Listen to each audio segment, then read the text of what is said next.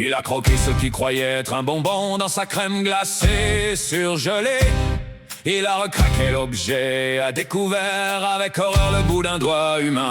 Un ouvrier avait été blessé par une machine sans que toute la production soit jetée. Le magasin a servi accidentellement la portion contaminée à ce client sans le savoir.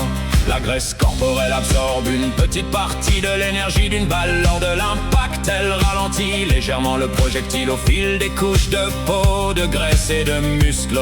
Il faudrait au minimum 60 cm de graisse pure pour arrêter la plupart des balles de pistolet. Sans cette épaisseur suffisante, la balle atteindra inévitablement les organes vitaux du corps. On prélevait les glandes situées sur le postérieur des castors pour extraire un liquide jaune parfumé. Cette substance à la saveur vanillée était autrefois intégrée dans certaines préparations alimentaires. Les composés chimiques synthétiques ont progressivement remplacé cet ingrédient animal. Certains parfums et même quelques whisky conservent encore aujourd'hui cet extrait de castor. Des braqueurs ont cambriolé une bijouterie et abandonné un gant contenant des traces d'ADN. L'analyse a révélé une correspondance avec deux frères jumeaux identiques génétiquement. Leur ADN quasi identique ne permettait pas de désigner précisément l'auteur du crime. Faute de preuves formelles contre l'un d'eux, les deux suspects ont dû être libérés par la justice.